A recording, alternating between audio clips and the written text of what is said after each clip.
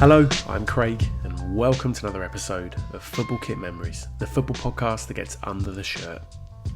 In today's episode, I am joined by a huge name in podcasting and politics.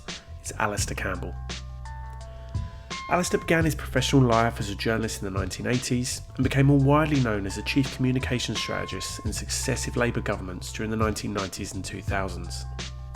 More recently, his podcast, The Rest is Politics, which he co-hosts with former Conservative MP Rory Stewart, has consistently topped the charts and has made politics more engaging and accessible for a mass audience, including me. We also cover his latest book, But What Can I Do?, out on May the 11th, which is written to arm the average person with ways and means of making a real difference in the complex and confusing world of politics.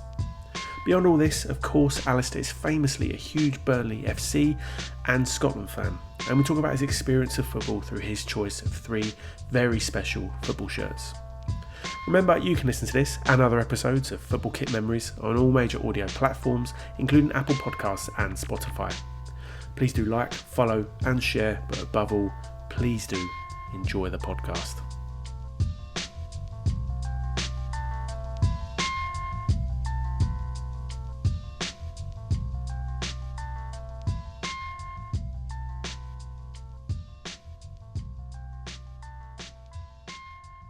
Okay, so today on the podcast, I'm joined by the man with probably the biggest podcast in the UK right now. It's Mr. Alastair Campbell. How are you, Alastair?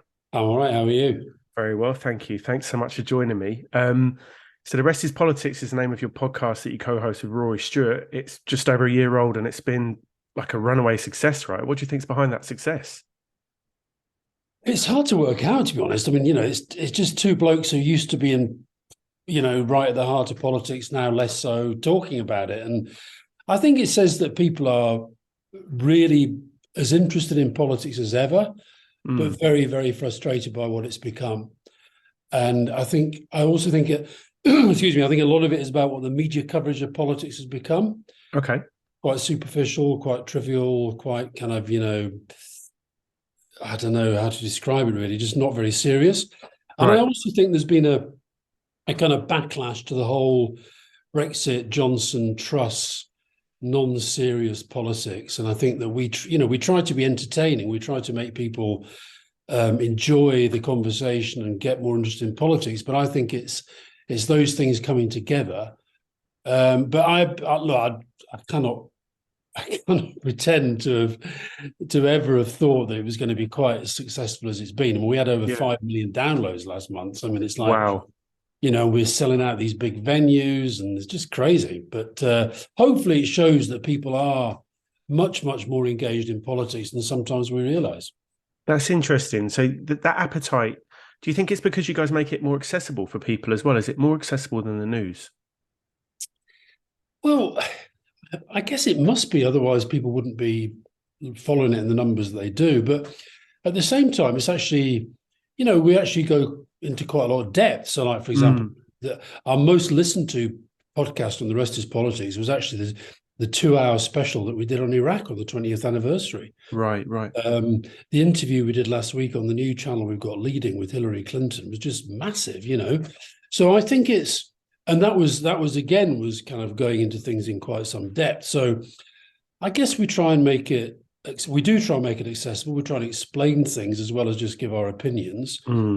And we have this motto of disagreeing agreeably. We disagree about quite a lot. I suspect we'll be talking about the coronation this week. Yeah. I'm not sure I'm going to be swearing allegiance on the Bible as I watch on the telly. I suspect Rory's going to be closer to the action. Okay. But at the same time, so we do disagree, but we have this motto, disagree agreeably. And again, I think people are sort of sick of the sort of toxicity of politics, the impact that Trump had on the debate, that Brexit, Farage, all that sort of stuff. I think people are just looking for something different. So there's a balance in what you guys do as well, and you are presenting 2 different opinions, but it is less antagonistic, which is interesting. Did you guys know each other before very well?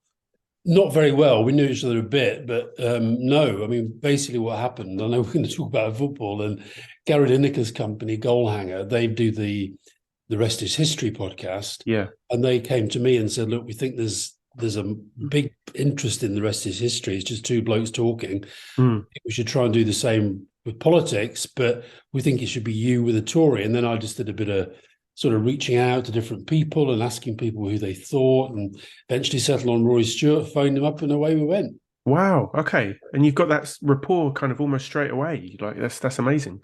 Yeah, and I think it's strange because I think we are very, very different in so many ways, and I think that works for the podcast somehow. We're just very different characters, and I've been interested how when I'm going around the place, I don't know whether Rory gets the same. He's based in Jordan, so not here as much, but get an awful lot of people sort of want to know about how we get Elle away from the microphone and whether we see each other socially, all this sort of stuff. And it's just all a bit weird, to be honest. Yeah, that's interesting. So look, the kind of the appetite you talk about, you've got a new book coming out. It's called But What Can I Do? Why Politics Has Gone So Wrong and How You Can Help to Fix It. Do you think that appetite, have you written that book because of that appetite, or has you had that idea, that thought thread beforehand? I'd started writing the book before the Goalhanger came to me, so it's just it's quite a nice synergy because some of the themes are very similar to the stuff that we talk about a lot on the podcast. The influence of populism and polarization, what post-truthery now means, and the impact that's having in our politics. But above all, I think the question, but what can I do? The title, that's what people say the whole time to me. Hey, I agree with you. I agree it's all terrible. I agree Brexit's a disaster. I agree that we need something new and different. But what can I do? And what I'm trying to say to people is that actually there's something that we can all do. Now, we can't all be prime minister. We can't all, be MPs. We can't all run big campaigns to, I don't know, save the planet. Right. But we can all do something. And it's really just a question of trying to give people the skills. And also I write a lot in the book about self-confidence and how do you develop confidence? Can you learn it? I've invented this new word, which I'm very proud of, called perseverance, which is a combination of perseverance and resilience. And how can you bring those two qualities together and make them a political force? I think that if you think about the scale of the challenges that we're facing as a country and a world, they're huge. Yeah. And sometimes people can feel utterly overpowered, and then they say, "Oh, I can't do anything. It's too big, it's too difficult, nothing ever changes, I've got no power." Right. And it's really just a book to try and persuade people that we've all got agency. The question is, how do we use it? Yeah. Or whether we just turn away from it. So I guess it's a sort of combination of being a call to arms to get involved in change, but it's also trying to give people a guidebook and a toolkit as to how do you look after yourself in the political arena? How do you deal with social media? How do you build a campaign, build a team, develop a strategy, and that sort of thing? So I've really enjoyed writing it, and interestingly, it has coincided with the podcast and the arguments that we're putting there. In a funny sort of way, it has made me feel that the need for a book like this at the moment is greater than ever. Coming up, we talk football as Alastair chooses his 3 football shirts.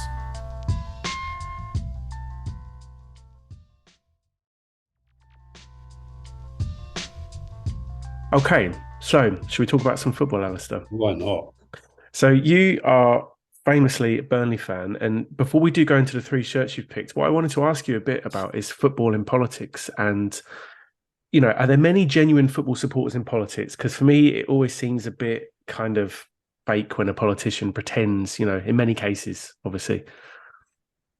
There are some real football fans in politics. Funny enough, Keir Starmer's a season ticket holder at Arsenal, hasn't been for a long time. Yeah. I think Sadiq Khan and Jeremy Corbyn both go there. Right. I know Brian Wilson was a Labour MP who was a massive Celtic fan, ended up on the board at Celtic. Right. Tony Banks, remember Tony Banks, he was MP for West Ham, but a massive Chelsea fan and never did. But I think it's fair to say that a lot of MPs, it's not necessarily their number one passion. But I don't think that matters. I think people can like or dislike what they want, and politics is pretty full on. For me, football has always been the kind of great release and the great escape in a way. I mean, when I was really busy working in number 10. That was the only time when the number 10 switchboard knew that unless it was like Third World War was about to break out, Yeah. just don't bother me between 3 o'clock and 5 o'clock. We've got a home game or we've got an away game. It doesn't matter. I'll be there. And I couldn't go to every game, but I tried to go to as many as I could. And that was my release. I also found it incredibly useful politically in terms of it's not a bad place to get a feel for the political weather. Yeah. Okay. And I used to have the same sort of people that would come up and say things. And remember, the only time I ever got any trouble from Burnley fans was during the fuel protests in, what would that be, around about 2000, 2001. Okay. It was like, I remember just thinking, oh, this is getting really, really serious now. Yeah. You get a sense of the kind of political temperature, as it were. So how did that manifest itself? Were the fans approaching you and having a go at you and stuff? Or yeah, just a little bit, just a few, and it very rarely happened. I mean, I get loads of people come up and talk to me about all sorts of different things, and usually it's football, yeah, or it's just sort of stuff that's going on in the news, whatever it might be. But that was the only time I can actually recall Burnley fans, and it was just a sort of small group, but it got a little bit, right. a little bit hairy. And it was because they were just totally caught up in this thing about the fuel protest. But generally, football's been the place that I can go to and just kind of forget everything. You can escape. That's your escape. That's interesting. So that's interesting. Okay. So Alastair, you've picked out 3 shirts you want to talk about today. Which order do you want to talk about these in? Which one first? I've got to go with Burnley first. Yeah. Okay. So this is a Burnley FC home shirt from the early 60s, I think. Yeah. Is this up on your wall at home? You sent me a picture. That one is, yeah. Because what happened with that was when I played in the first Soccer Aid, which I'll come up to, was one of my other strips. I just thought it'd be nice to get my favourite Burnley kit signed by all these players who were players with Maradona, Dunga, wow, Desai, Schmeichel, Ginola, Zola. They're all on the Gaz's there. So I just thought it'd be nice. And, it's on my wall at the moment, but assuming that I suspect that when I pop my clogs, it'll end up hopefully somewhere at Turfmoor. In a museum. I think I can safely say it's the only Burnley shirt in history that'll have that collection of names on it. Yeah. So Burnley's obviously like a huge thing for you. I think I read somewhere that you went to your first game age 4.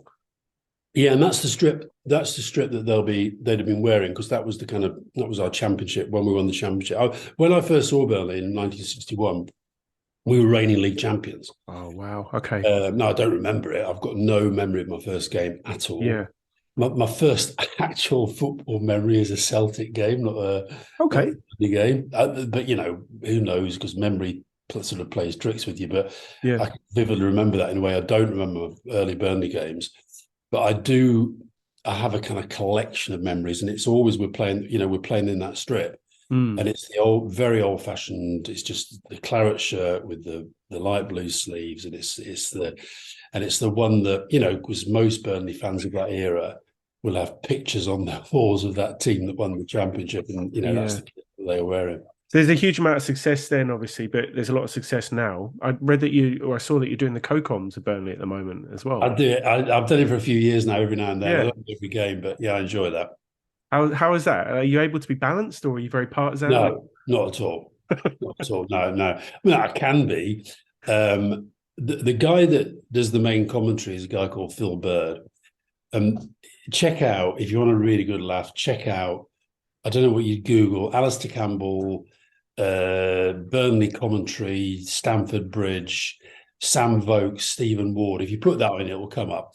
And basically what happened was it was when we beat Chelsea away when we were in the Premier League, and I just went absolutely berserk on the commentary. I mean, it's just, there are actually complaints about my behaviour by the other journalists in the press box. But no, so we don't. Phil, but anyway, so what was funny about that was that Andy Gray and Richard Keys did a sort of tongue-in-cheek analysis of my commentary on beIN Sport, right? And Andy Gray was saying, Alastair, you've got to learn that when there's a goal, you've got to say more than yes. You've got to say more than that. You've got to more words than that. But he was very, very, very, very funny. But Phil Bird is he's a really good commentator. Right. Because he's biased. He talks about, he's clearly a Burnley fan. He's got a Burnley tracksuit on when he's doing the commentary. He's part of the club. But he's a very, very, very good commentator. I love watching him with his research notes. And then he's got notes on every player in the squad, and then on little Post-its. And then when the team gets announced, he's sticking them down onto his sheet. He's got of all the like the other team, he's got 3 or 4 facts that he just sort of loads out during the commentary. So I enjoy doing that, and I did it on Saturday when we were playing at Bristol City, and it's a different way of watching the game. I tend to away games. I really do like going in the away end. I think I've been in 87 away ends now. Oh wow! Okay, quite a lot. Yeah. And how's it been this year? Like, are you excited for next year back in the Premier League? Yeah, I mean, this year's been fantastic. It's been extraordinary. I mean, last year was obviously disappointing, getting relegated. I think a lot of people were quite upset when Sean Dyche got the boot. But companies coming in has just been extraordinary. And I mean, the football we play is just like, we lost at QPR, home to QPR, our first home defeat of the season. But I think the stats for the first half were 86% possession and 17 shots on target or something. Wow. Yeah. So that's the kind of level he's playing at. Well, hopefully he can kind of bring that to the Premier League as well and keep that. I think it's going to be hard, but we've got we've got really, really exceptional players. I mean, check out this Manuel Benson scored 4 goals in the last 4 games that have been out of this world. Yeah. Whether you can do that against, City, Chelsea, Man City, Newcastle, Liverpool, etc., we'll see. But definitely give it a good go. He strikes me as a very smart guy, company. I think tactically he'll be quite aware of what to do in the Premier League. Well, I think he is a smart guy. I did an interview with him for Sky Sports a few weeks ago, and it was quite interesting because one of the camera guys who was working for Sky Sports, at the end of it, he said I spent my whole life filming managerial interviews, and he says most of them would just switch off. He said that was really, really interesting. Oh wow, interesting. Okay. I think he just felt that he's definitely got something. He's a very smart guy. Yeah. And his dad was a politician. I didn't know that. Wow. Yeah, his dad was Belgium's first black mayor and an MP. Wow. Amazing story. Refugee, came from the Congo. He actually faked an injury. He was a sort of quite a good amateur footballer, and he got a doctor to say that he had to go to Belgium for an operation on his knee. And he went to Belgium and never went back. And then incredible. Refugee status, became a taxi driver, then got a degree, and then went on to be a politician. So that's the kind of pedigree we're talking. Yeah, smart guy. That's incredible. Wow, I need to go look at that story. Wow. So, Alastair, your second shirt, which one do you want to talk about? I think I'll go Soccer Aid, because it means that I can get through my daily dose of talking about Diego Maradona, which I do every single day. You sent me a picture, which, I'll post on Twitter if that's okay with you. That is nuts. Like, how did that all happen? How did that all come about? Well, this is why, one of the things I say in the new book, is that when I talk about perseverance, right, resilience is how you recover from setback and how you get good out of bad. And I think this is a classic of that example, because that happened because I was asked to be in the rest of the world team, because as we'll come on to talk about Scotland, I support Burnley, but I also support Scotland. Yeah. So I was asked to be in the rest of the world team in the first ever Soccer Aid 16 years ago. And Maradona was part of the team. Okay. Wow. So what I say about that is that would never have happened if I hadn't had all the sort of notoriety that came with the press making me such a bogeyman and all that sort of stuff. Okay. So I see that as a kind of classic getting good out of bad. Yep. And I just, whenever I meet footballers now, I always think, God, I get why they love their life so much, because that was one of the best weeks of my life. Really? Oh, and the reason I genuinely do mention it to somebody every single day, it's just one of my little rules I have in life. I will mention every day till I die that I played with Maradona. And that picture that I sent you with the 2 shirts hanging up in the dressing room at Old Trafford, that was because on the morning of the game, I was so excited I couldn't sleep. Yeah. I was up at 5, walking around the place, right? And I went downstairs. I went for a walk. I was, I just couldn't get my head out of the fact that, get out and clear my head of the fact that I was about to go and play Maradona at Old Trafford. Yeah. And who was the only other person who was up at that time of the morning? It was Maradona. And he wanted to go for a knockabout on the pitch. This was like before the rest of the team was even up. So we pile into a van, we go out to Old Trafford, and it's just me and him knocking the ball about on the pitch. And that picture was taken in the dressing room. That is incredible. What was he like? Did he speak English? Do you speak Spanish? I don't speak Spanish, but we sort of got by. I speak French, and I could understand what he was saying. Right. But we just played football. I mean, he was, and I wrote one of the books I wrote a few years ago called Winners. I've got this chapter on visualization, and he was talking to me about visualization. Yeah. And he was doing all these exercises with the ball. And you got to remember, this is a guy who'd been retired. He hadn't played for years, but he wanted to get his head in shape for the game. Yeah. Even at that age. And we did this thing where I was knocking a ball to him, and he was deliberately trying to hit the bar. And he got about 4 out of 6, just pinged it straight onto the bar. Right. And the last one, I rolled it into him, and he let it hit the side of his foot, rolled up his leg onto his thigh. He flicked it out from his thigh. His body went into a kind of right angle. Yeah. Followed it into the top corner of the net. And then he ran round the pitch as though he'd celebrated, that final, right? He was beating his chest. He was shouting out his kids' names. He was shouting to God, all this sort of stuff. And I said to him, what was all that about? And he goes, visualize Victoria. Okay. Wow. I mean, what a moment. That's incredible. And in the picture as well, he looks in really good shape as well. It looks like he was in good shape. He played, we actually lost 2-1, but he played 90 minutes. He scored. Yeah. He was just amazing. He was amazing.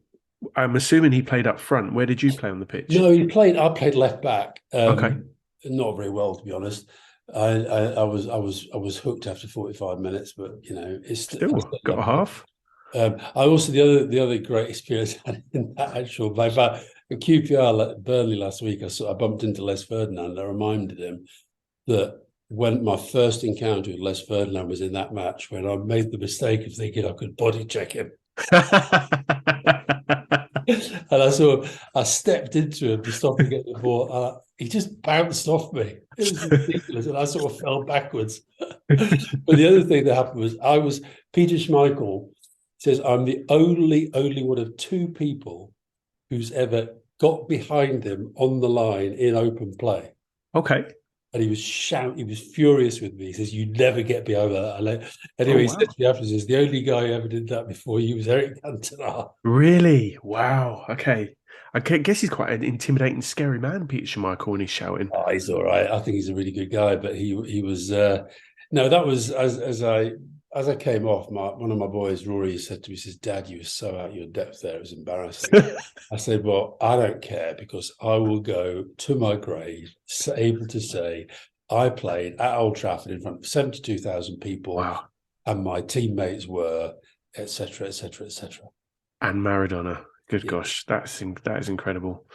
So, Alastair, your third shirt is a Scotland shirt. Yeah. This is a Scotland shirt from the early 1970s with a big floppy collar on it. It's you picked out Davy Hay as well. Yeah. Talk about how comes. I love that strip. It's like a bit like the Burnley strip. It's very, very simple. It's plain Scottish, the dark blue. Yeah. The badge. It's got the white collar with a little V bit and the real collar on it. Yeah. I've actually got one upstairs, which I occasionally wear. And the reason David Hay, I thought that was a really good Scotland. It was a pretty good Scotland side, that, but David Hay was midfielder, and in that World Cup, in the Germany World Cup, 74, I thought he was absolutely brilliant. And after the World Cup, I wrote to him. I just put David Hay, Celtic Football Club. Okay. And about 2 weeks later, I got this really nice handwritten, wasn't kind of headed notepaper. Like today, it'd be like, probably a stock kind of club letter or something. Just sort of ordinary lined paper. And it just said, "Thanks for you." And I've never ever forgotten that. And it's sort of, I get quite a lot of letters now and emails and stuff, and I can't pretend I do them all, but I try to do them all.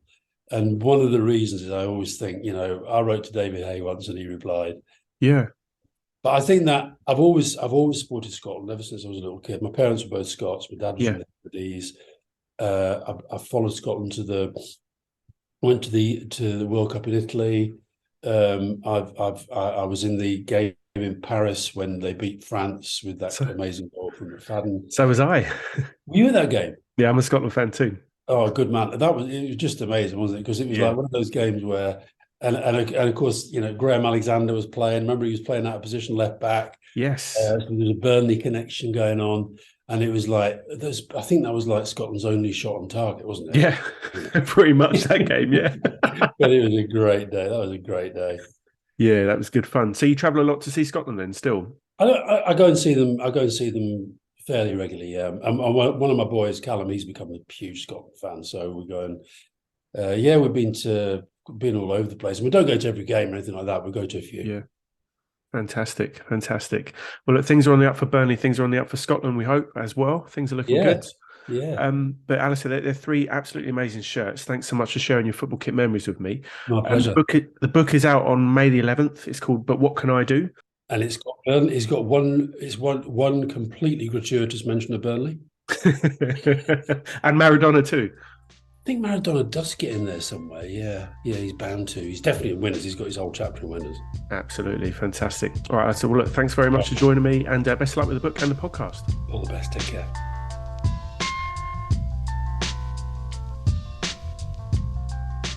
So there you have it. Massive thanks to Alastair for sharing his football kit memories with me. You can follow me on Instagram or get in touch via Twitter or email. Alastair's new book, But What Can I Do, is published by Penguin Books and is available from May the 11th in all good bookstores. The music you heard was produced by Evil Ed. You can check out his music on his Bandcamp page. There's links to absolutely everything I've mentioned there in the notes section of the podcast too. And finally, thanks to you for listening. If you have enjoyed it, please do spread the word. Give me a follow on social, get on Apple, get on Spotify, wherever you listen, and write me a review, which can really help the podcast grow. Sharing is caring. And other than that, I guess that's it. So until next time with my next guest, whoever that might be, whenever that might be, I'll catch you soon.